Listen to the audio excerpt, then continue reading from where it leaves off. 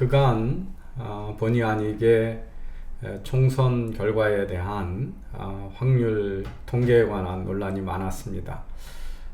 저는 빼도 박도 못하는 증거, 그리고 로또 20개가 연속 당첨될 만한 확률이라고 하는 계산에 대해서 그렇지 않다라고 하는 제 의견을 제시했고, 그거에 대해서 많은 논란이 되고 또 화를 내시는 분도 많이 있어 왔습니다. 어제 그제는 모 대학의 사립대학의 공대 교수님이 정중하게 본인이 생각하는 확률 계산을 가지고 저한테 의견을 물어오셨고요. 그러면서 제가 확률 통계에 대해서 왜 많은 분들이 저하고 생각이 다르고, 특히 통계학 하시거나 공학을 하신 분들하고 사회과학을 한 사람들하고 의견이 많이 갈라지는 경향이 있나, 이거에 대해서 곰곰이 생각해 봤습니다. 그러면서 확률 통계에 대해서 근원적인 좀 생각을 해볼 필요가 있다 하고, 제 머릿속에 지난 며칠 동안 이 사안이 떠나지 않았습니다. 이제 많은 분들이 저한테 선거 부정 숫자가 있지 않냐, 왜 숫자가 있고 확률 통계는 수학인데 보지 않고 자꾸 그렇게 부정을 하냐고 항의하시는 분이 있습니다. 그래서 확률은 숫자로 표시되고 있고 확률을 수학적으로 계산할 수 있기 때문에 누구나 객관적으로 동의해야 되는 것처럼 생각하시는 분들이 참 많다는 걸 제가 알게 됐습니다. 그런데 왜 여기서 이렇게 수많은 오류와 논란과 반론이 일어나는지에 대해서 좀 더 근본적인 생각을 해볼 필요가 있다, 이런 취지에서 오늘 제가 방송을 준비했습니다. 이것은 단순히 선거 부정에 대한 이슈에 대한 이야기라기보다 경제나 금융에서 하는 것들은 대부분 불확실성, 확률에 관한 이야기입니다. 내년에 우리나라 GDP가 얼마가 될지, 금리가 내려가면 주가가 어떻게 될지, 주택가격은 어떻게 될지들은 다 확률이라고 하는, 우리가 불확실한 미래를 예측하려고 하는 노력의 결과고, 그래서 금융은 바로 이 불확실성을 관리해주는 산업이라고도 정의를 합니다. 그래서 경제나 금융을 이해하는 데서 확률이라고 하는 것은 너무도 중요한 개념이기 때문에 이 방송은 경제적 인간에 관한 탐구의 일환으로 이해를 해주시면 좋을 것 같습니다. 확률은 무엇인가를 가장 단순하게 얘기하면 불확실성을 측정해서 숫자로 표시하려고 하는 노력입니다. 그러면 여기서 제가 확률 계산할 때 함부로 계산할 수 없다라고 얘기를 했을 때 잘 받아들이지 않았는데, 인간이 직면하는 불확실성은 모두 측정이 가능한가 하는 근본적인 질문이 있습니다.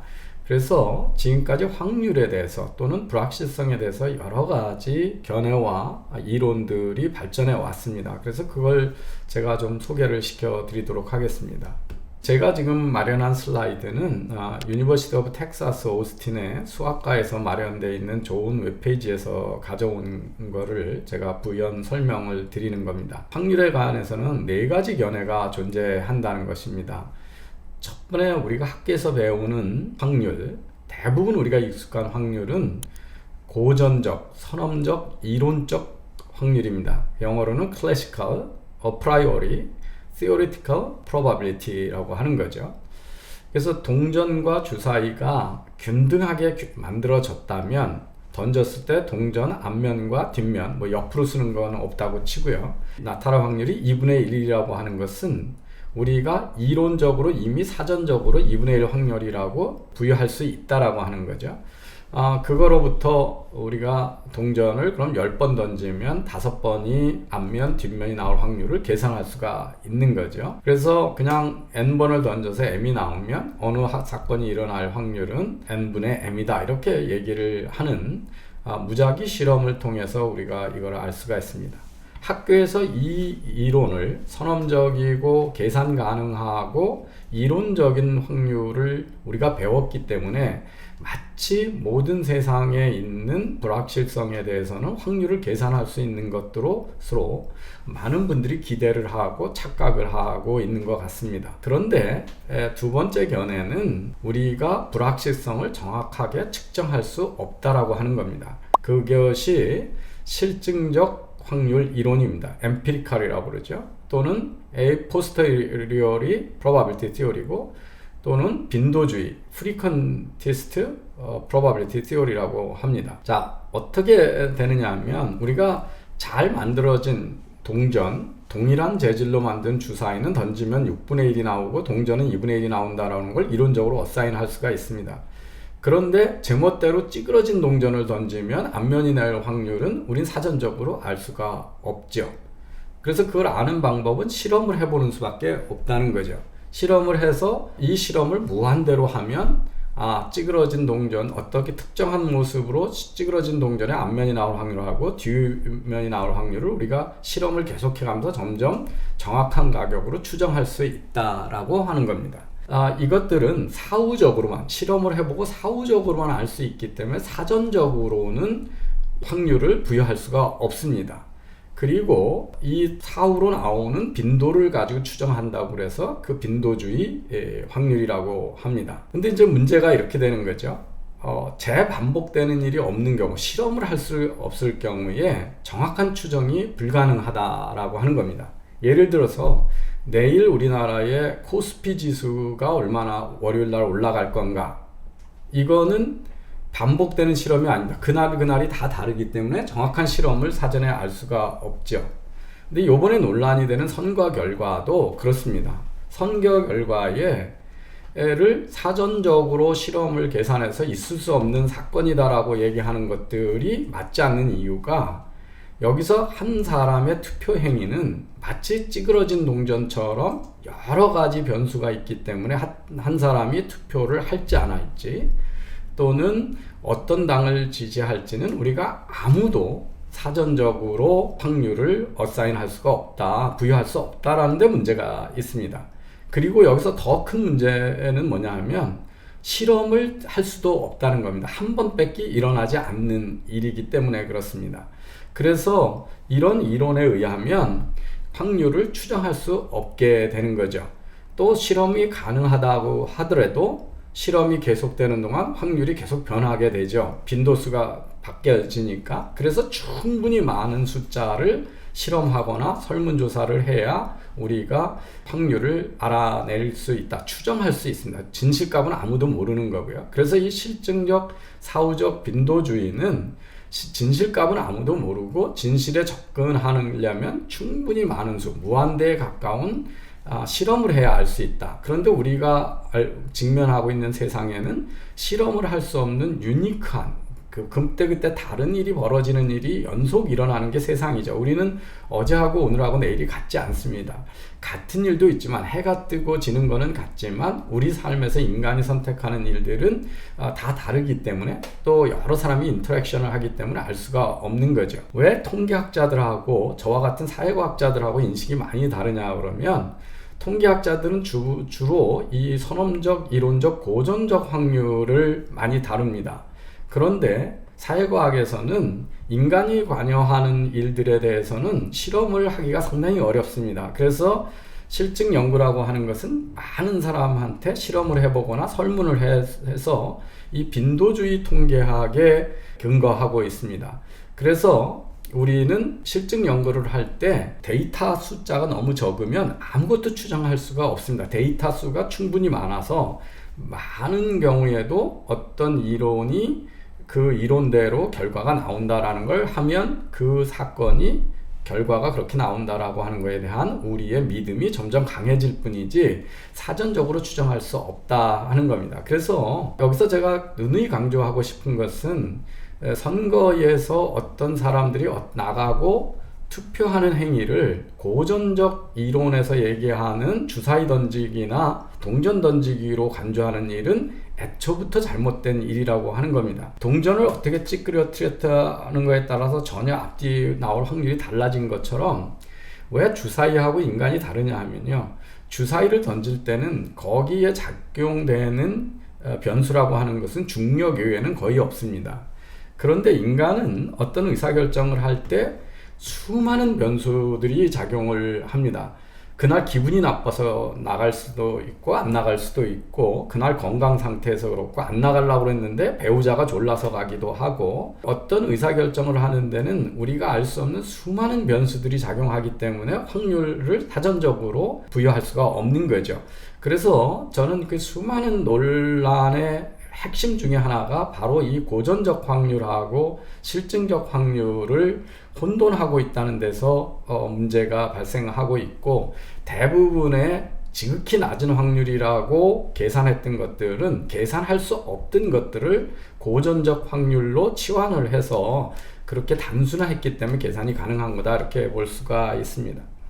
세 번째 이론은 주관적 확률이라고 하는 겁니다. Subjective probability죠. 그냥 우리가 객관적으로 추정하기 어려운데 어떤 사건이 일어날 개연성에 대해서 개인들이 믿음을 갖고 있는 정도, 이거를 그냥 우리가 주관적 확률이라고 합니다. 이 주관적 확률론자들은 바로 위에서 얘기한 두 번째하고 비슷한데, 객관적 확률이 존재한다고 하는 것은 환상인 경우가 많다라고 하는 믿음을 갖고 있습니다. 그래서 우리가 어떤 거에 대해서 내일 다우지수가 오를 거야 라고 하는 믿음이 있다고 칩시다. 근데 그 믿음의 근거를 뭐냐 그러면, 과거에 금리를 내리면 반드시 주가가 올라갔어.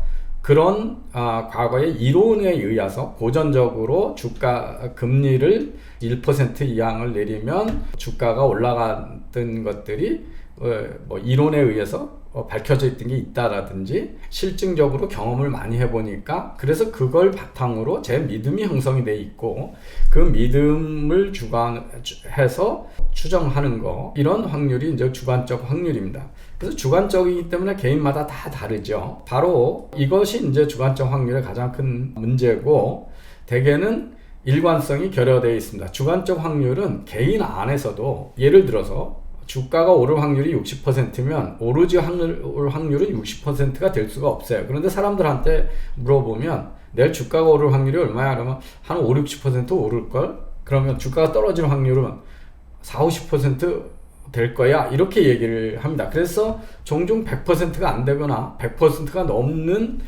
의견을 내는 경우도 많이 있습니다. 왜? 심각하게 정확하게 자기의 믿음을 이야기할 수 없기 때문에 그렇습니다. 또 개인마다 다 다르겠죠. 이 믿음은 우리가 경험을 하면서 자꾸 수정을 합니다. 그걸 우리가 이제 베이지안 업데이트다, 베이지안적인 수정이다, 이렇게 얘기를 합니다. 그래서 이 베이지안 통계에는 대부분 주관적 확률을 변형해가는, 수정해가는 과정을 얘기합니다.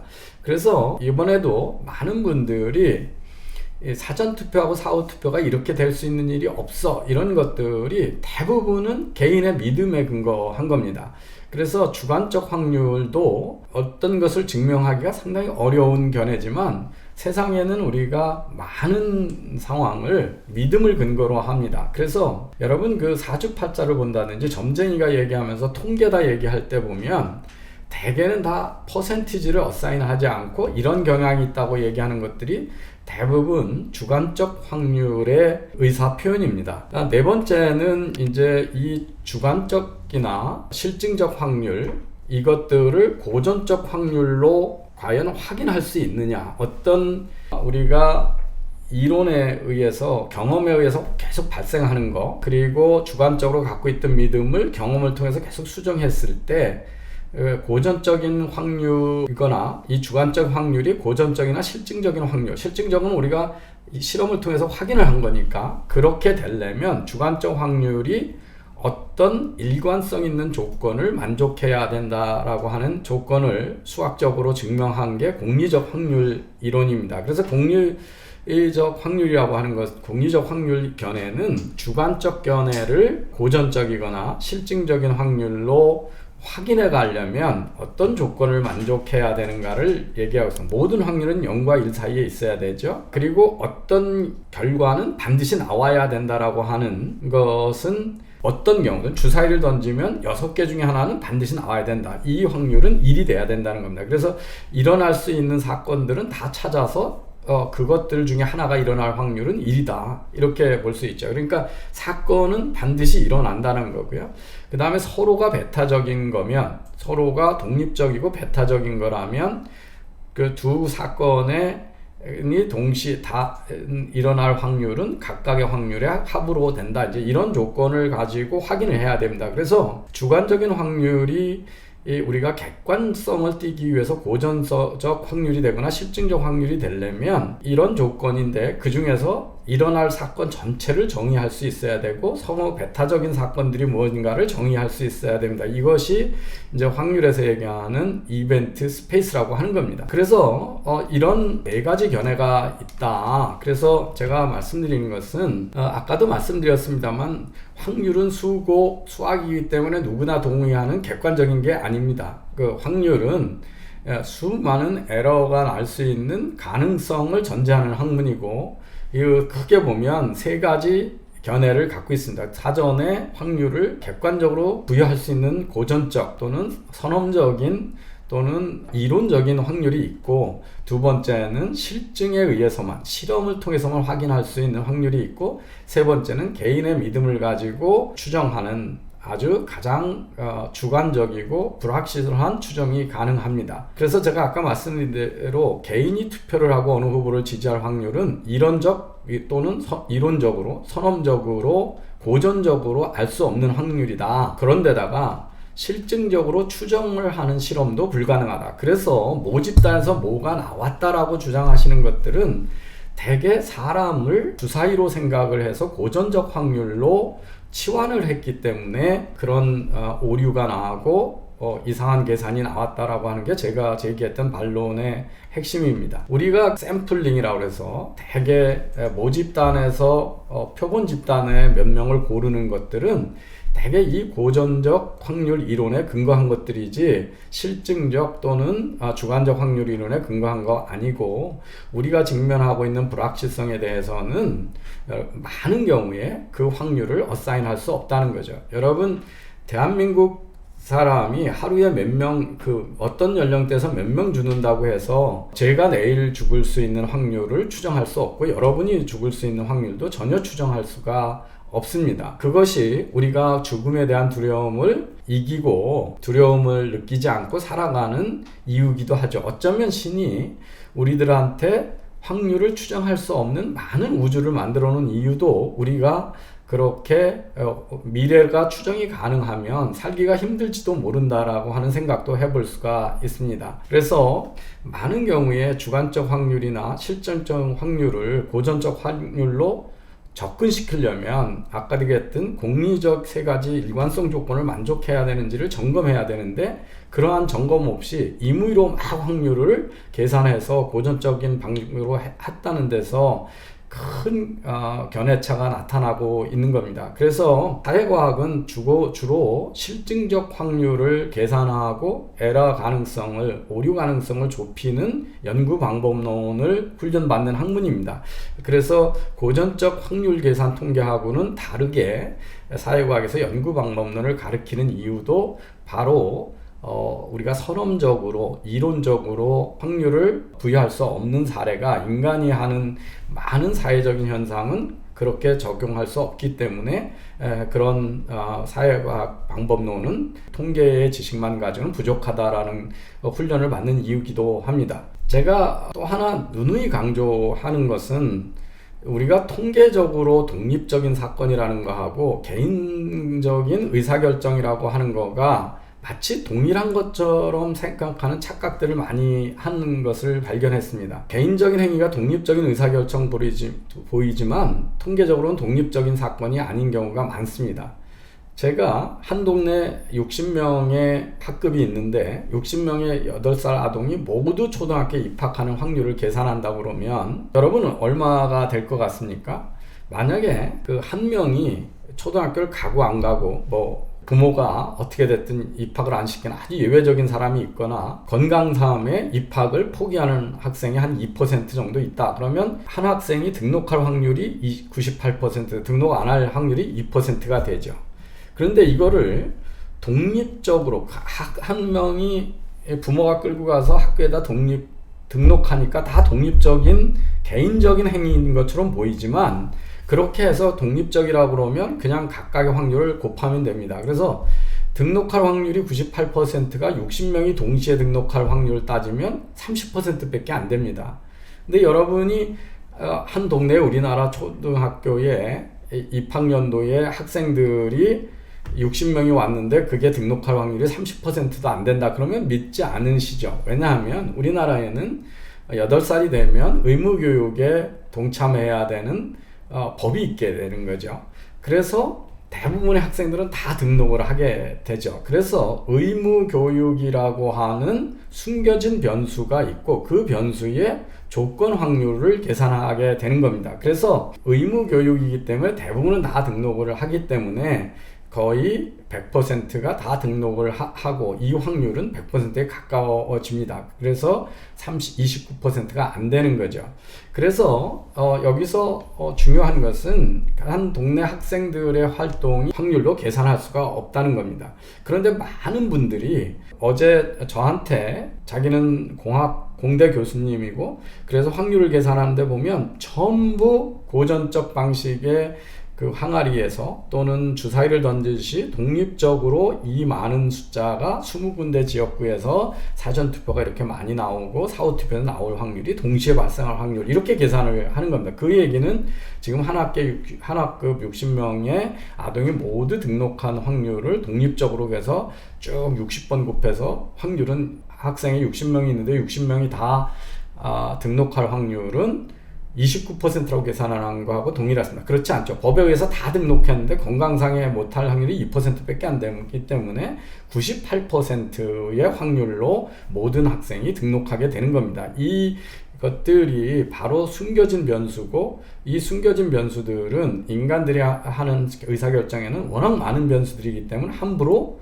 어느 변수가 숨겨진 변수를 확인하는 일도 쉽지 않습니다. 그래서 오늘은 왜 그렇게 확률 변수에 대해서 오해들이 많은가에 대해서 조금 더 근원적인 이야기를 해봤습니다. 이와 관련돼서 제가 오늘 4개의 그 확률에 대한 관점 이런 것들은 지금 여기 보시면 텍사스 대학의 수학과일 것 같은데요. 정확하게는 모르겠습니다. ma.utexas.edu에 있는 링크에 가시면 Common Mistakes in Using Statistics라고 해서 상당히 방대한 자료들이 있습니다. 그래서 관심이 있으시면 보시면 좋겠고요. 저는 왜 이렇게 견해차가 많이 나오고 제가 설명을 해도 왜 이렇게 전달이 잘 안 될까 이런 거에 대해서 곰곰이 생각해 보면서 이런 통계가 우리가 불확실성이라고 하는 것을 어떻게 추정할 수 있고 어떤 경우는 추정할 수 있고 어떤 경우는 실험을 해봐야 되고 어떤 경우는 주관적으로 실험 없이 우리가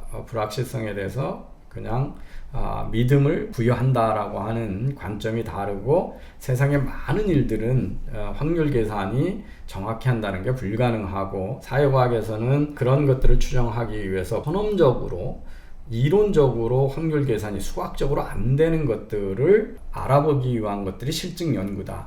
만약에 이론적으로 수학적으로 계산이 가능하다면 실증 연구를 안 하겠죠. 그 실증 연구를 할 필요가 없죠. 그렇지만 사회과학은 대부분은 수학적으로 계산하지는 않습니다. 왜냐하면 그럴 수가 없기 때문에 그렇습니다. 그래서 근원적으로 우리 사회에서 지금 논란이 됐던 것들은 확률 통계 이론에서 그 관점에 커다란 괴리가 존재하는 거고 그 괴리에 대한 이해가 부족해서 나타나는 일이 아닌가 이런 생각을 해봤습니다.